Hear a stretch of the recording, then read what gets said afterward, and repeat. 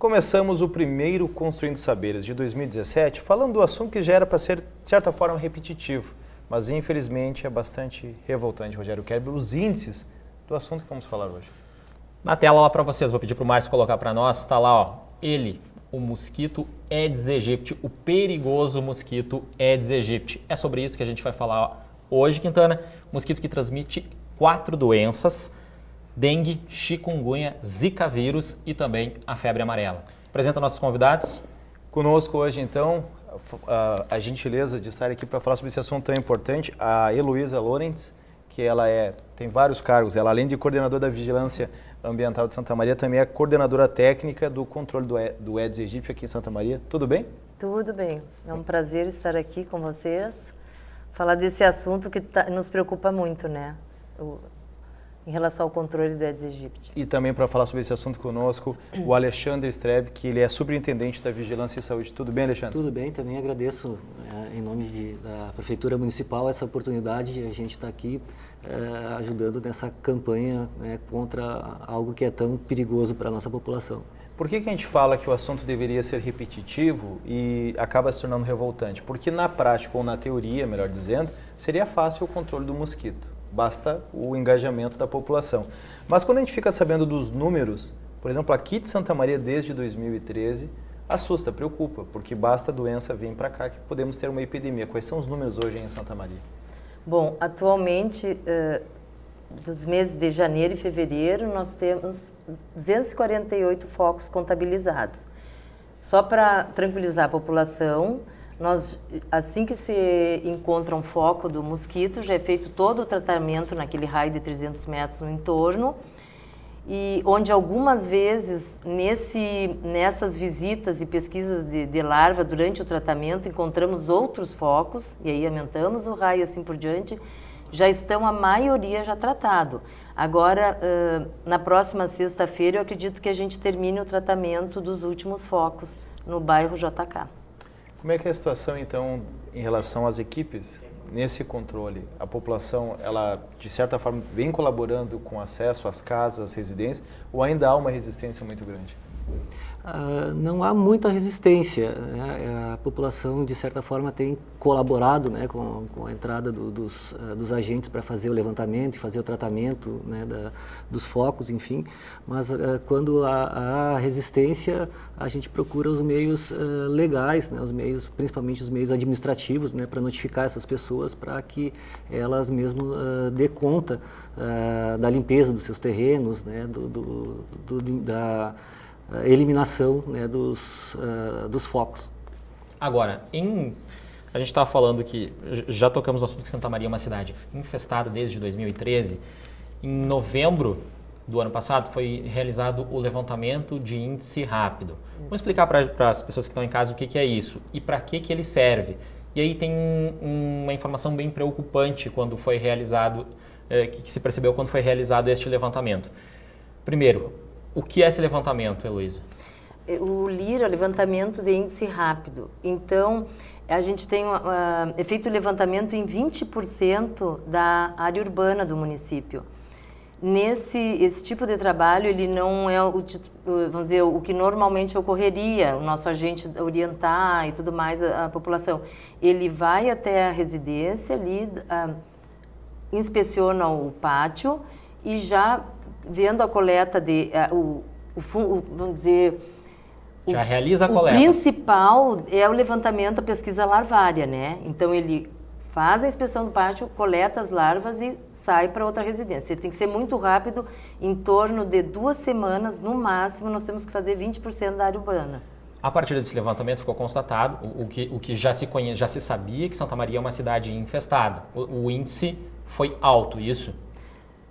Não, nesse levantamento, a gente viu que o nível de infestação está baixo, mas vamos dizer assim que a gente segue com aumento de focos, não diminuiu.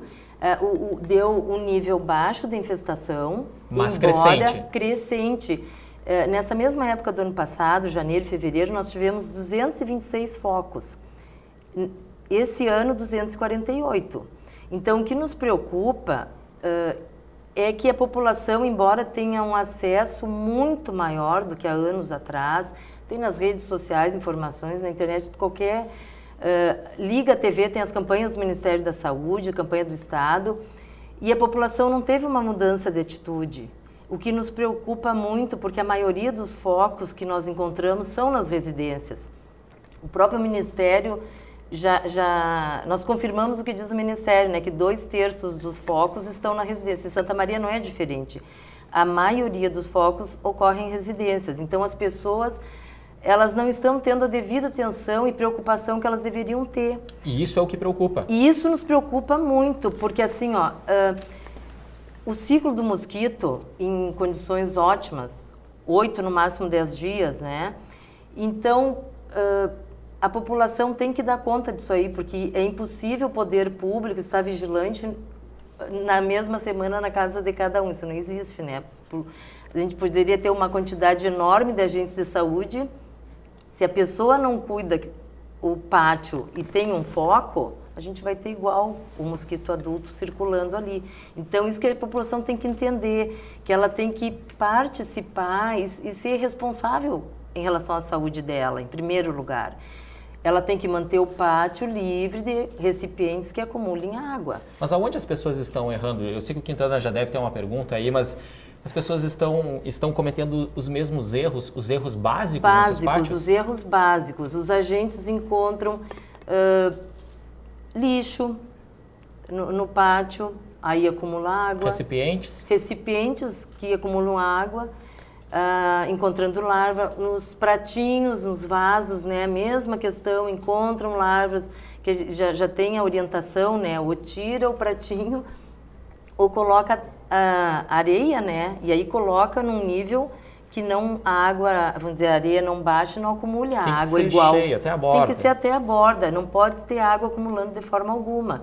As pessoas, outro detalhe, outra preocupação dos agentes que eles trazem muito para nós, são essas coletas de água da chuva. O pessoal está crescendo essa situação, só que eles não colocam a tampa no recipiente, nem uma tela milimétrica, né, a prova de inseto, eles não colocam nada, fica aberto. Então, a gente tem um foco permanente e uma grande quantidade de inseto naquele local, né?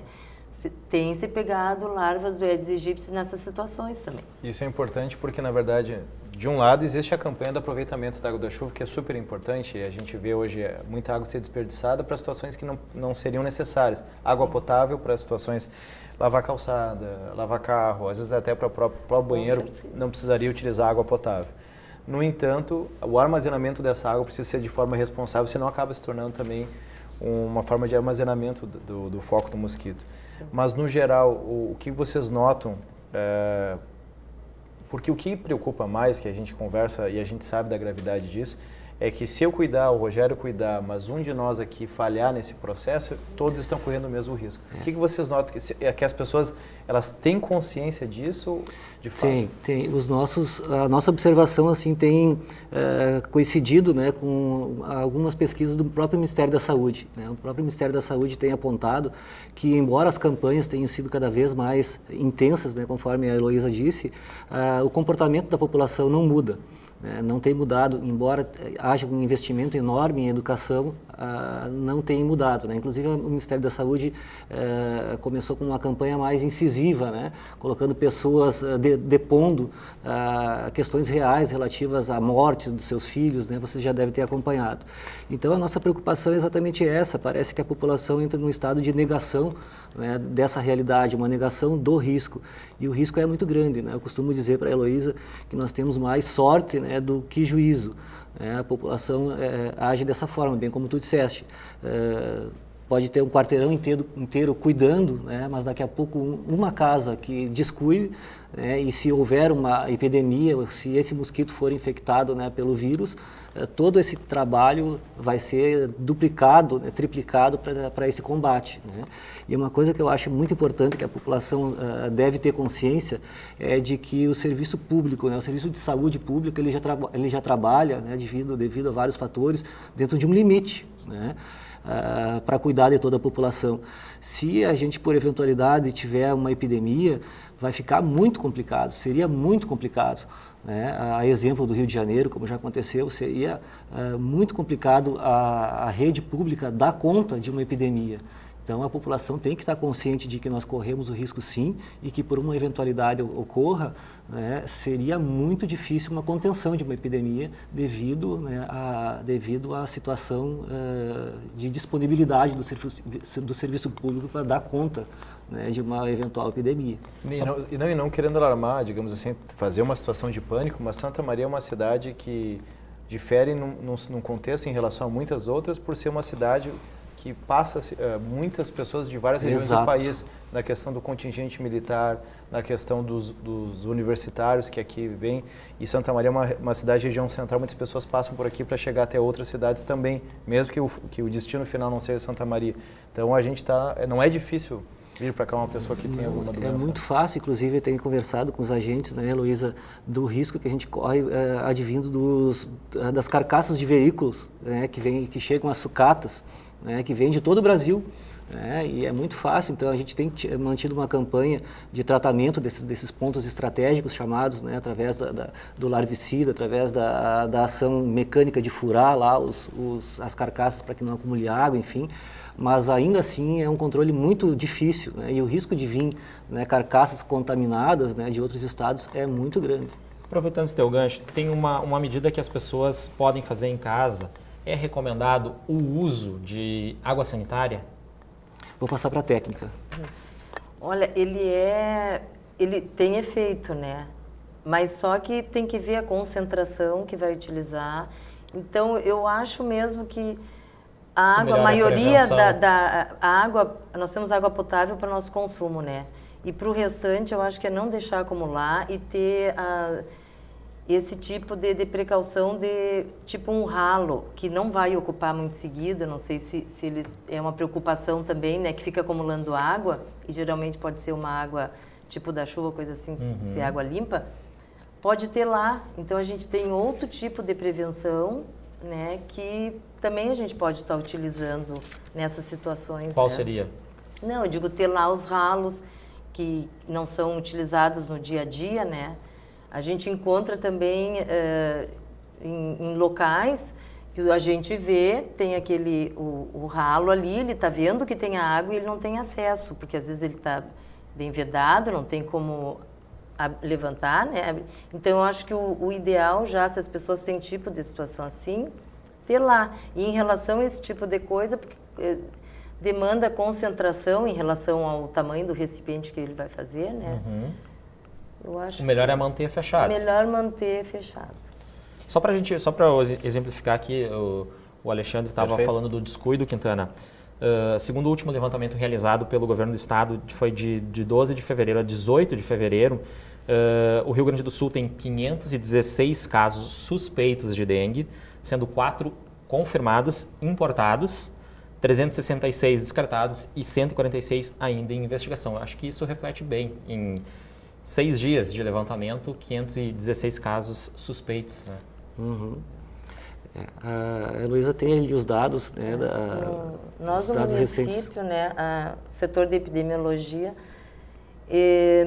tem notificado 17 casos suspeitos, aí Zika, chikungunya e dengue. Desses, 15 deram negativo já. E 2 estão aguardando o resultado do laboratório. Foram encaminhadas amostras e estão aguardando. Então, tá bom, né? Por enquanto está dando negativo. Mas eu queria ressaltar que é feito um trabalho. Cada caso notificado de suspeita mobiliza a equipe do controle do Aedes aegypti para fazer um trabalho que é chamado PVE, que é Pesquisa Vetorial Especial, né? Onde em torno da casa do suspeito, né, é feita uma pesquisa larvária, encaminhamento para laboratório. Em casos positivos já é feito o tratamento da área. Existe um raio, né? Existe um raio ali em torno e é feito esse tratamento. Se foi, no caso, se tiver a larva do Aedes aegypti, já é feito o tratamento. Porque é vamos dizer, o trabalho de maior risco que a gente corre.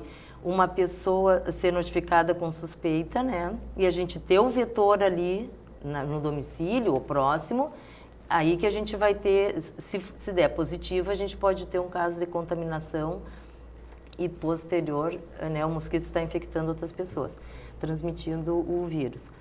Então, isso aí, acho que eu sempre digo onde a gente corre o maior risco, porque a gente tem que ter conhecimento dessa notificação, o setor da epidemiologia tem que ter para passar para o controle da Aedes aegypti, a gente poder agir prevenindo, né?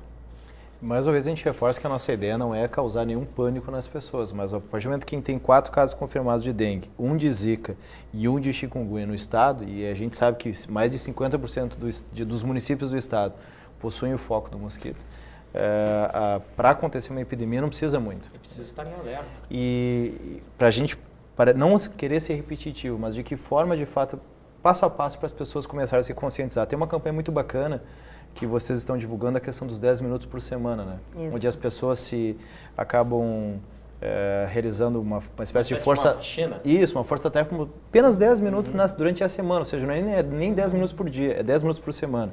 Mas também o agente do bem, que é uma espécie de vigilante que ajuda vocês, inclusive, a verificar alguns casos. De que forma as pessoas, de fato, podem contribuir para a gente não chegar numa situação alarmante, de fato, né? Nós estamos com a campanha, né, o Cidadão Vigilante, que é justamente para isso, para a gente estar inserindo outros órgãos públicos, privados, a comunidade em geral, no controle, no combate ao Aedes aegypti, né?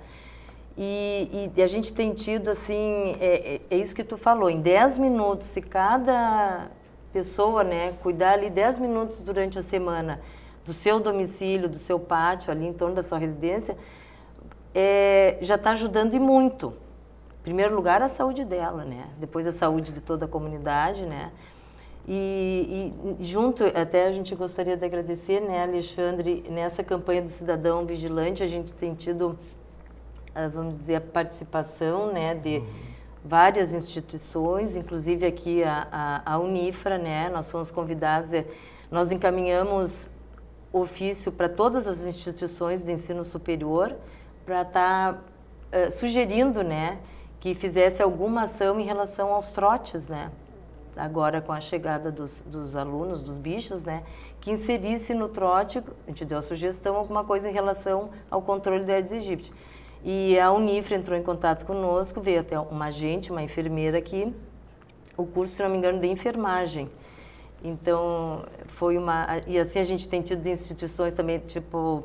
as sociais, né, entidades sociais, o Avenida Tênis Clube, o Clube Dores também durante o Carnaval. É interessante a gente falar sobre o Comitê de Combate ao Mosquito, né? Então a campanha do Cidadão Vigilante, ela entra junto com o comitê, na medida em que cada órgão, né, vai ter o seu cidadão vigilante. E a nossa ideia é de eleger essas pessoas como referências, né, em cada órgão municipal e até mesmo nos órgãos privados, né, através de um decreto, né, já que a educação às vezes não está sendo muito eficiente, né, com a população. Nós pretendemos criar um dispositivo legal onde a gente responsabilize legalmente as pessoas pelos seus setores de trabalho, de convivência, né, para que via decreto tenha esse nome por referência. Olha, na tal escola tal professor, né, ou tal agente vai ser o responsável por esse local, né, pelo cuidado desse local, pelo cuidado desse quarteirão. Na Secretaria de Saúde é essa referência, na Secretaria de Infraestrutura é esse agente, né, para ressaltar, né, entre esses apoios, né, da sociedade que a gente vem recebendo, ressaltar o importantíssimo papel da 4ª Coordenadoria, né, com a cedência dos seus agentes lá para trabalhar junto com os agentes municipais e também uma parceria muito importante na Sexta Sem Mosquito, que é chamada a nossa campanha da sexta-feira, né, onde o Exército disponibiliza de 30 a 40 militares para trabalhar juntamente com os nossos agentes. Tem sido um trabalho também muito, muito importante, imprescindível para o êxito que nós logramos nessa luta contra o mosquito. Cada um pode fazer o seu papel. Se eu perceber alguma coisa lá no bairro onde eu moro, alguma pessoa, algum vizinho que está descuidando do pátio, que está jogando lixo, tem como denunciar? Para onde que eu ligo? Tem duas formas, né, na verdade, 3 formas, né? Tem o 150 do Estado, né, que é o telefone do Estado, que é repassado para nós. Também via ouvidoria do município, também pode ser feito lá onde a pessoa identifica os seus dados, enfim, e é encaminhado essa denúncia para a Vigilância em Saúde, que é repassado para a Vigilância Ambiental e vai o agente lá e faz essa vistoria, né? E também pessoalmente, a pessoa indo lá na vigilância, né, e se identificando, os dados ficam sempre anônimos, né? Tanto na ouvidoria quanto na Vigilância em Saúde, os dados ficam anônimos. Então, na verdade, tem essas 3 formas, né, Luísa, de a pessoa fazer essa denúncia ou fazer uma requisição de uma visita do agente lá para verificar essa situação de risco. É interessante que ninguém quer uma briga de vizinhos, mas a questão do anonimato colabora, inclusive, para se efetivamente alguém estiver descuidando nesse processo. Exato, não, isso é muito cuidado, sim, o anonimato. O passo a passo desses 10 minutos. Daqui a pouco a pessoa acha que simplesmente cuidando do vasinho de flor, tem a calha, tem a questão do ralo do pátio. Aonde vocês já encontraram focos que as pessoas não imaginavam que poderia ter um acumulado de água? Para as pessoas terem noção que às vezes daqui a pouco elas pensam que estão fazendo de forma correta, mas de fato não estão. O que vocês aconselhariam então, durante esses 10 minutos semanais para colaborar com? Bom, é tudo que tu acabou de dizer, né? Em relação os vasos, não acumular água, as garrafas, né? Cabeça, o gargalo para baixo. Tem uma situação que nós encontramos, juntamente com a Vigilância Sanitária, nós tivemos uma denúncia e fomos num local lá, um comércio, e foi uma situação assim, ele ensacou as garrafas, né? Saco de lixo normal, ele fechou. Só que com a chuva entrou, acumulou água, baixou o plástico, né? Acumulou água e ali foi coletado larvas. Não foi do Aedes aegypti, mas foi larva de mosquito, do comum. E dentro do estabelecimento nós encontramos uma garrafa PET, que ele só cortou a garrafa, colocou algumas flores e encheu de água. E ali eu encontrei do Aedes aegypti. As pessoas têm uma dúvida agora em relação nas casas, a bandeja que acumula água do ar-condicionado e de alguns modelos de geladeira. Também devem ter cuidado em relação a esses recipientes? É um lugar bem inusitado, né? Mas... O que acumula água... Tudo que acumular água... e de preferência água limpa e parada, tem que redobrar a atenção. Tem que redobrar a atenção. Frisar bem para a população que o mosquito ele só existe se existe água. Porque o ciclo dele todo o ovo ela coloca os ovos antes da lâmina da água, mas no momento que encheu ali, todo o resto do ciclo, larva, pupa, é dentro da água. Então, o importante é que não se tenha água acumulada nos pátios, né? Porque ela vai dar um jeito, a fêmea sempre dá um jeito, ela deposita, faz várias posturas, né? Então... redobrar os cuidados sempre. Falando nisso, é a fêmea que pica, né? As pessoas. A fêmea que pica. Ela não emite zumbido, audível pelo menos por nós, e não a gente praticamente não sente que ela está picando, né? E durante o dia. Tem uma característica que é durante o dia. Durante o dia. A atuação do mosquito, digamos assim. Isso.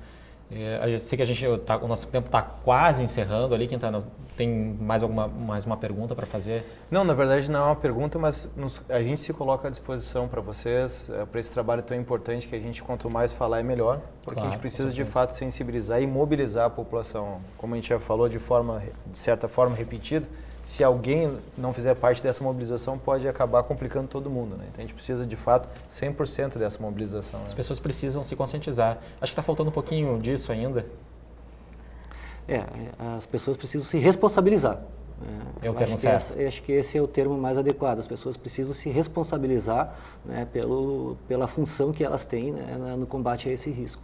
Vamos reforçar então o contato do setor de controle do Aedes aegypti em relação à denúncia, ou até mesmo tirar alguma dúvida, alguma suspeita, alguma situação. Às vezes pode não ser em casa, pode ser até mesmo o setor rural. Qual é o contato para vocês irem até o local ou tirar a dúvida dessa pessoa? Em relação às denúncias, é pessoalmente. Então, fica na rua Tuiuti, 1926, Centro. Horário de funcionamento? É das 7h30 até as 4h30 da tarde. Mas, de preferência, as denúncias, geralmente, horário para o pessoal ir, a gente põe das 7h30 a 1h. Mas nós já atendemos o horário que... Também está sendo muito usado o site da prefeitura, né? Tem um link lá chamado Ouvidoria, e através da ouvidoria também tem sido encaminhado as denúncias. Também é um outro dispositivo que a população pode usar. Um telefone de contato da Secretaria, da Vigilância? É o 3921-7155. Aí, para informações, tirar dúvida, alguma coisa assim, a gente reforça que denúncia só indo pessoalmente lá, né? Maravilha. A gente gostaria muito de agradecer a presença de vocês. Mais uma vez, a gente segue à disposição e tomara que a próxima vez que a gente toca nesse assunto é para falar da diminuição dos números. Fazer notícias positivas. Né? Tomara que que a população consiga se mobilizar. Tá certo que o verão foi rigoroso, teve uma certa chuva, mas isso não pode ser justificativa, né, cara? Com certeza. Pessoal, vamos todo mundo redobrar atenção. Nós é que agradecemos a oportunidade de esse valiosíssimo meio de combate ao mosquito, que é a informação. Né? Maravilha. Construindo Saberes, então, volta na próxima semana. Ficamos por aqui. Um abraço, até lá. Até mais.